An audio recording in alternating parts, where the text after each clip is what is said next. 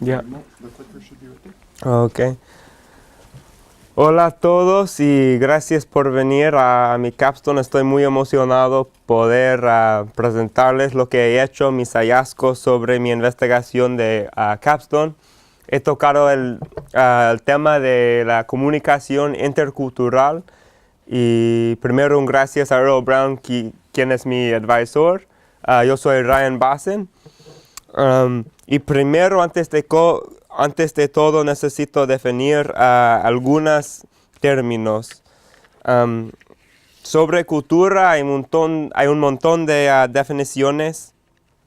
Yo he elegido una que me sirve para mi proyecto, um, que dice, cultura es las habilidades, actitudes, creencias y valores que pueden afectar el comportamiento de uno y que se aprende a través de la enseñanza, la imitación y otras maneras de aprender. Y lo que me gustó de esta definición de cultura es que tiene tres aspectos importantes. Uno es que cultura consiste de nuestras percepciones, lo que no se ve, de nuestros valores, creencias, actitudes, y que estos en turno afectan nuestro comportamiento. Entonces, la cultura también tiene comportamiento.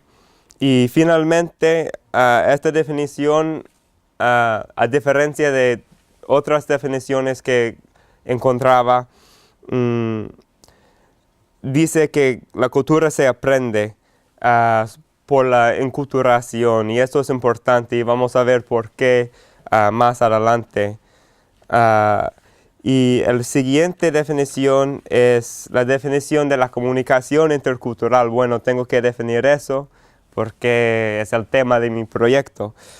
Más o menos se puede entender lo que es por el título, la comunicación intercultural.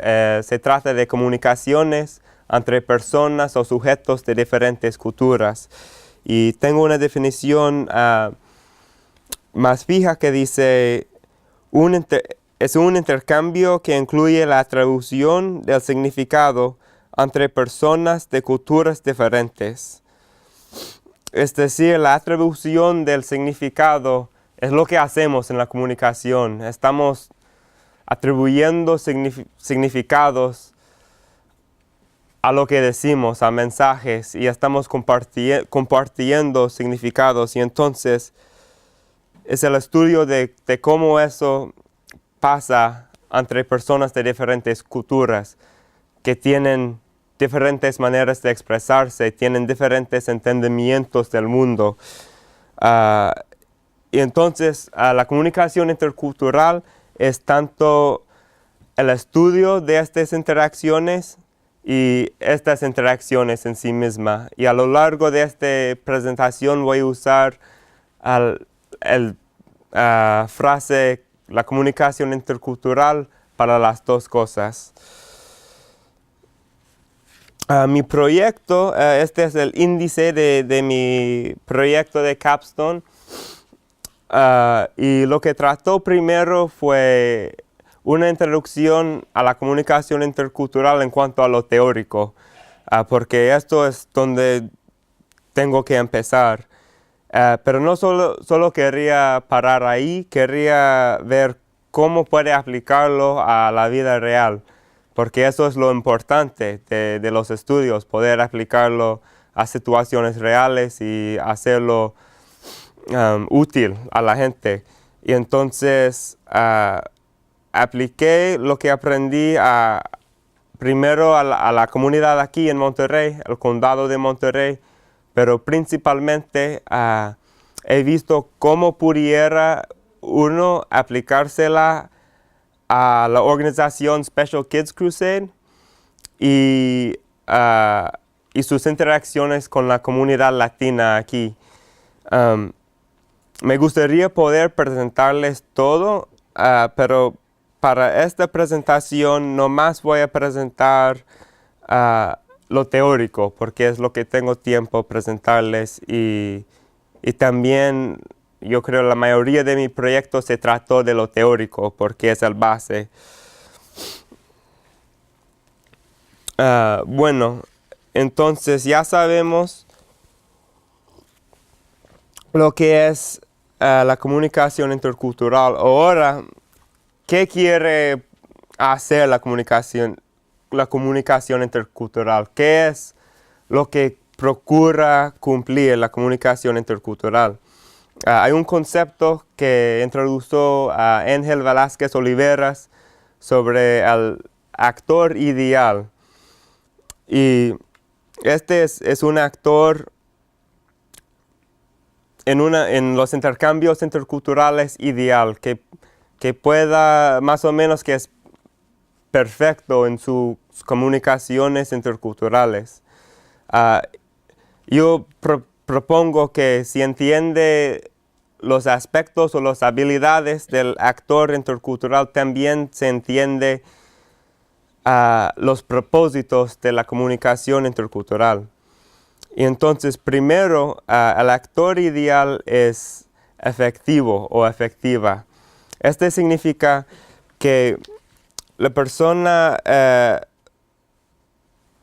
pueda comunicar lo que quiere comunicar con la otra cultura de una manera que su mensaje esté recibida como había esperado. Y eso es importante porque muchas veces cuando conversamos con personas de otras culturas, tenemos intenciones de lo que queremos decir, pero ellos no siempre entienden ese significado porque tienen diferentes maneras de hablar, de expresarse. Y entonces esto es un atributo del actor ideal. La siguiente es que esté apropiado o apropiada en sus acciones y en comportarse. Entonces, según cada situación social, tiene la habilidad de ser adecuada y correcto en sus acciones. Y esto es importante porque esto no solo habla de hablar y comunicar significados, sino que también de comportarse en una sala, o si vas a una cena, sabes cómo comportarse para no ofender y cosas así.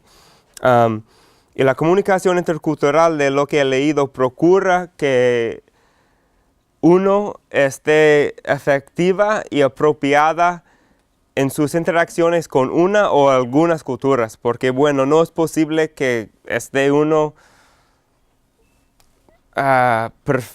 bicultural con todas las culturas del mundo. Hay demasiadas culturas. Aquí mismo en el condado de Monterrey tenemos un montón de Tailandia, Japón, China, México, salvadoreños, guatemaltecos, angloamericanos. Tenemos tantas culturas. Y la idea de la comunicación intercultural es que uno se esté efectiva y apropiada en una o algunas culturas.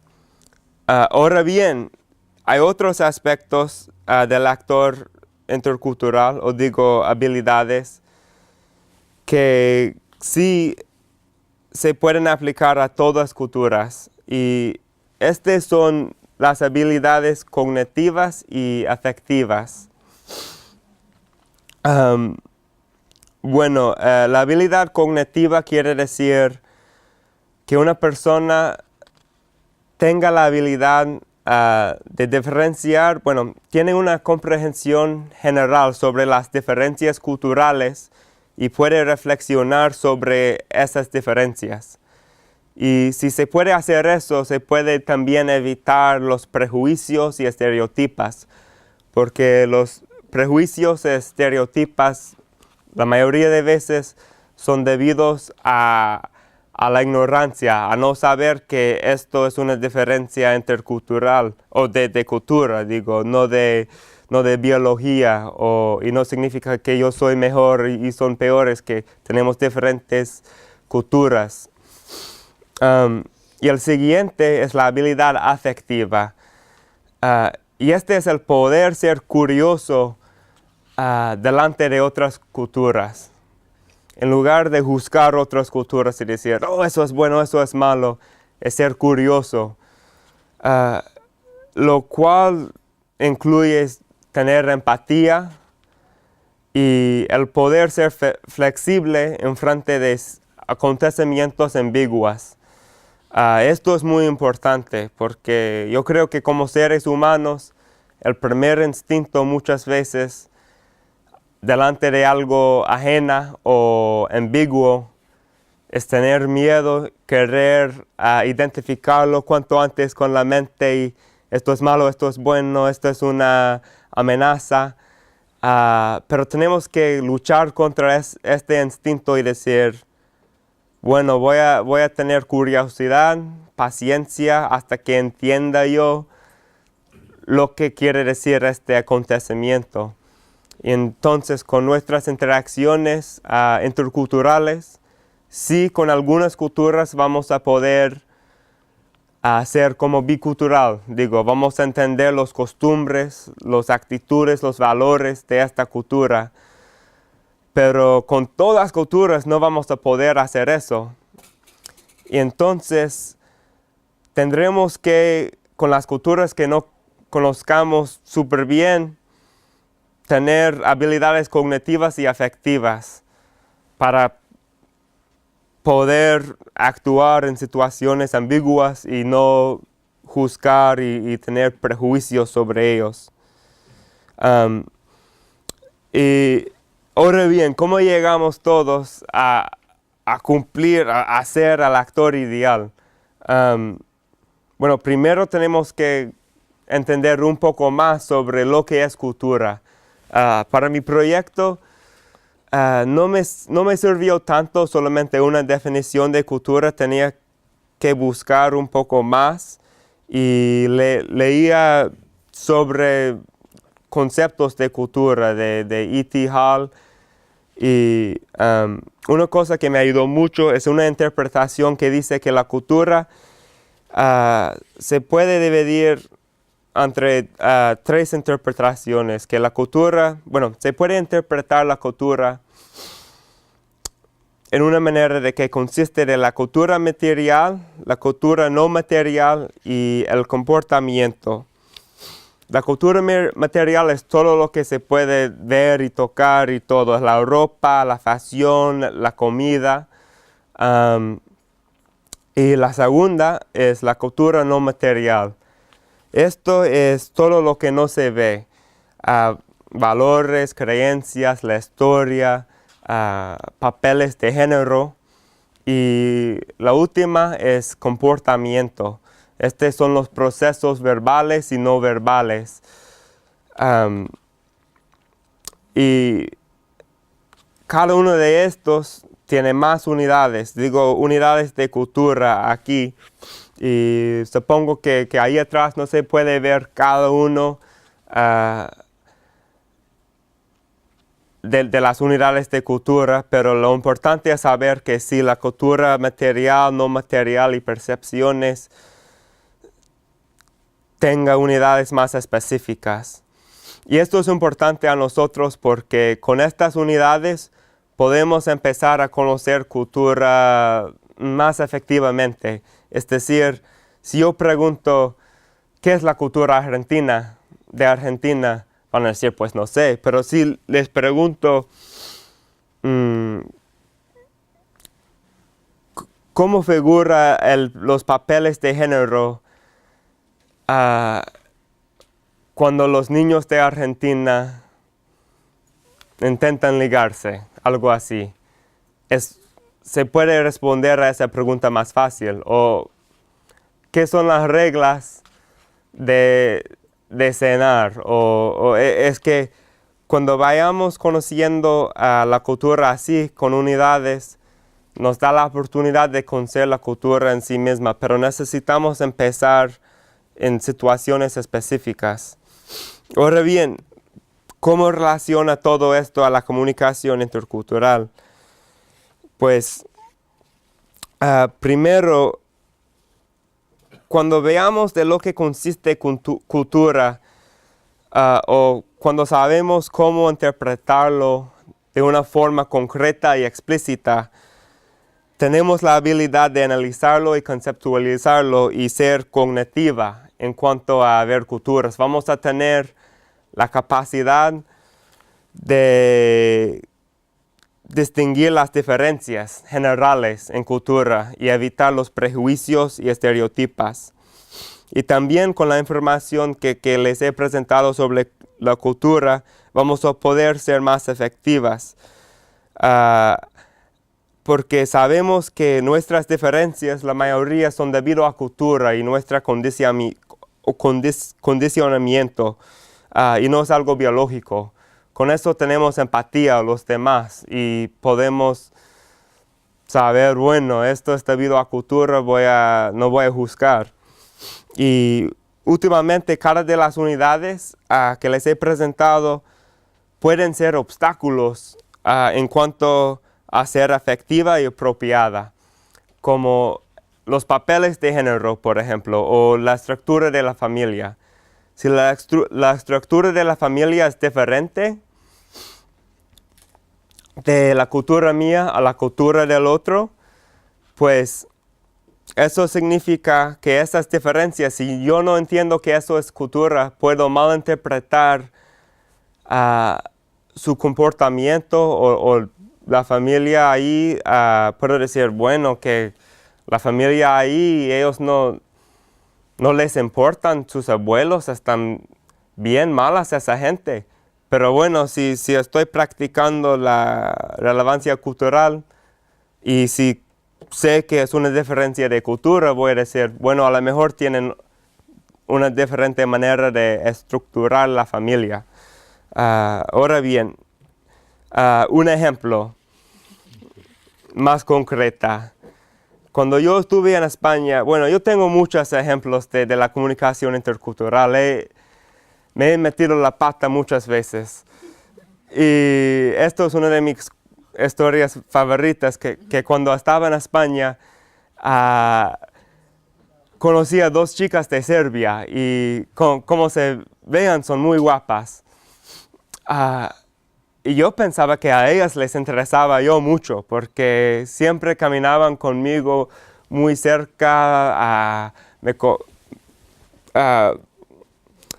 caminamos en la calle por las manos y todo eso, y entonces yo hablaba muy cerca. Cuando hablamos como así de cerca, yo pensaba, wow, a ellas les intereso yo mucho. Pero como he escrito aquí, el espacio cambia en cada cultura y lo que es normal en una cultura es íntima en otra. Así que para ellas era la distancia normal para hablar a una persona. Para mí fue bastante íntima. Y entonces una noche fuimos todos a bailar y al final estaba con una de las chicas y intentaba besarla.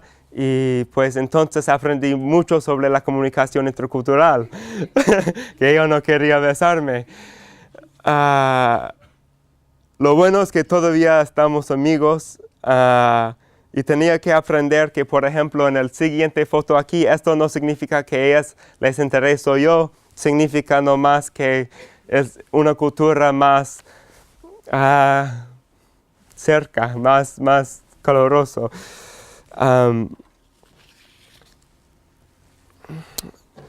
Entonces, nos vamos aplicando nuestros conocimientos de cultura a las unidades, el espacio, el contexto, cosas así, a saber cómo ser más efectiva y apropiado, y también afectiva y cognitiva. Pero yo creo que una de las cosas más importantes de la comunicación intercultural es al practicar la relevancia cultural en lugar del etnocentrismo. Yo creo personalmente que la mayoría de personas practican normalmente el etnocentrismo porque en este momento es más común, es más familiar. Y es importante que vayamos cambiando a ser relevantes culturalmente. El etnocentrismo es la creencia de que su cultura es mejor y el estándar del cual todos deben seguir. Así es decir, mi manera de hacer cosas es el mejor, esto es lo normal y todos deben hacerlo así. Mientras que la relevancia cultural es la actitud de que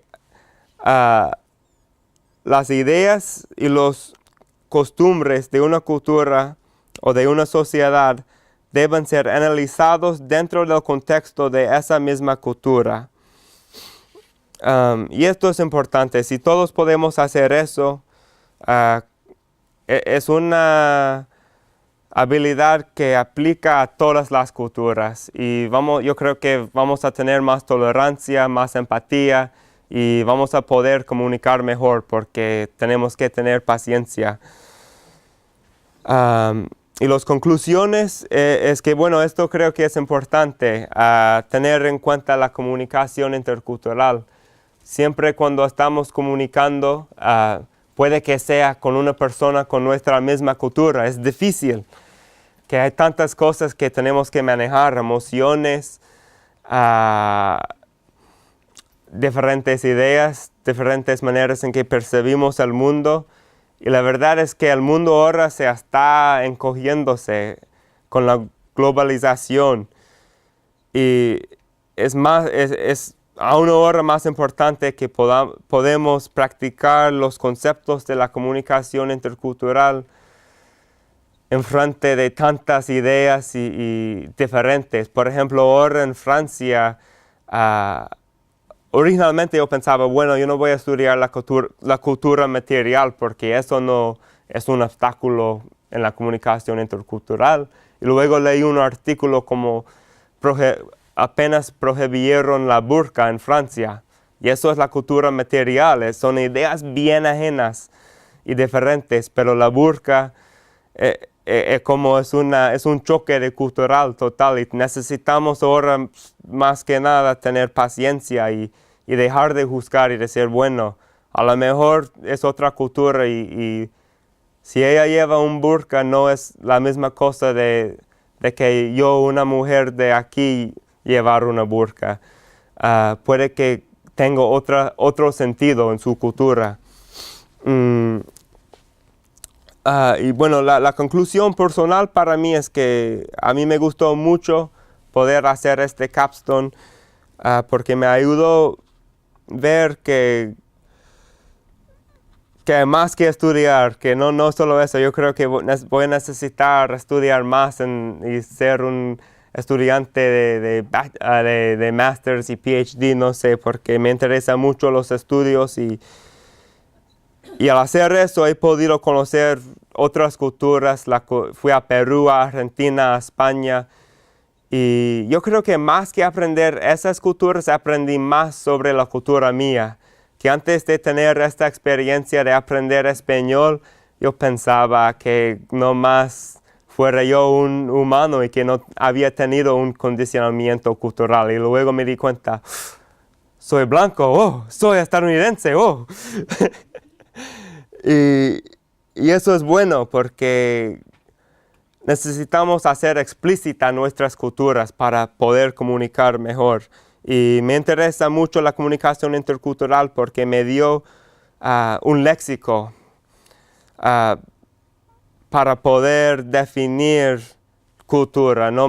En lugar de decir, eso es la cultura de España, puedo decir a otra cultura, bueno, necesito aprender el contexto de esta cultura. Necesito aprender los géneros, los papeles de géneros, los genéticas, la pragmática y la cultura consta de todo eso. Y estas son mis conclusiones. Un gracias a Earl Brown, mi advisor, a María Jalina, el profesor de Capstone, quien más que nadie me ha soportado por muchas de mis preguntas de Capstone y todo eso. Tengo muchas preguntas y es una buena instructor y muy paciente. Donaldo Urioste, quien fue mi advisor sobre el trayectorio de mis estudios aquí.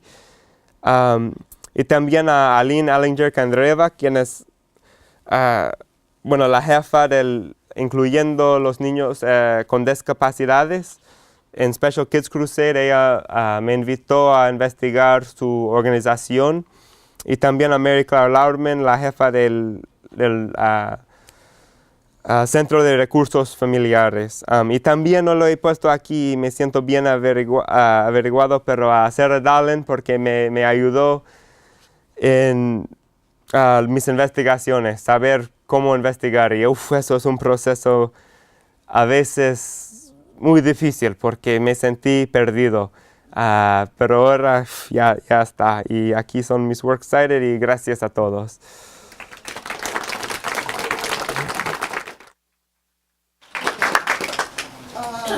Question for Brian?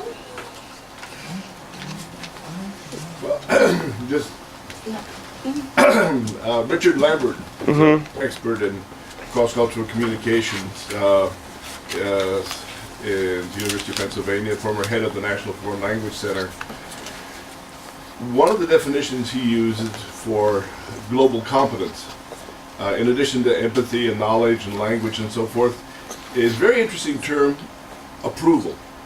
Not only do you have to know the other culture, to experience it and be able to act within it, but he goes within the individual beyond empathy to what he calls approval. Does that ring a bell with you? Does that make sense to you? I didn't read anything about approval. What do you mean what do you think he meant specifically when he says approval? Because he uses the term approval. When I saw it first, I had a lot of questions, and I talked to him about it. And I think what he meant was getting further into the culture itself and feeling that you could act as part of the culture, kind of without a consciousness that you were outside. Yeah, okay. Yeah, that rings a bell. I did read something that talked about, okay, when we do become bicultural, we kind of have a couple different decisions that we could make. We could, one, take on that culture fully, and to the point where we have the accent down, and like you said, we're not even really thinking about our culture. We're completely acting within that culture. But I think that is helpful sometimes, but ultimately we'll never be fully that culture, because we're bicultural. We have two different perspectives to look at and two different ways to see the world. So we're never going to go from being monocultural in this culture to monocultural in that culture. So I think that is helpful, but at the same time there are certain situations where we might have more resources in our first culture for looking at a situation, or more resources in a second culture. It provides us, I think, with knowing more cultures provides us with more ways to see the world and make different decisions with more resources. I think people agree with you. Yeah. Okay, the second one was Donaldo or Dr. Brown? Dr. Urioste or Dr. Brown? I didn't know. Dr. Brown, okay. No, go ahead. Okay. Good job, Brian. Thanks. Like a lot. What linguistic implications do you see? I mean, you were trying to present the idea of being more accepting of other cultures. What effects does it have on the language of other cultures and the dialect of other cultures, like within the same language? Have you had a chance to think about that? Yeah. I think more than anything, what interested me in linguistics was pragmatics, which is the study of how we use language. So it's not just like the grammar and the syntax, but it's what we say and why we say it, to whom we say it. And so, for example, when I was in Spain, like you were saying, with different dialects, there's Spanish there, and then there's Mexican Spanish. And in Mexico, if you go to a store or a fruteria to buy fruit, pragmatically you might ask somebody, ¿me puede poner dos cebollas? Or ¿me puede regalar?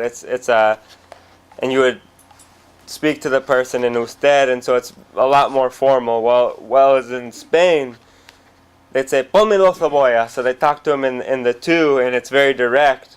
And so if you come from Mexico, you're like, whoa, these people are rude. That's horrible. But if you're practicing intercultural communication, you say, whoa, wait a second, this might be cultural. And to them, that's not rude. It's just different pragmatics. They have a different strategy for asking for fruit, and so it's not rude. It's a different lexical way to say something, and that's to them. If you say "me puede regalar," they think you were coming from the era of Don Quixote or something.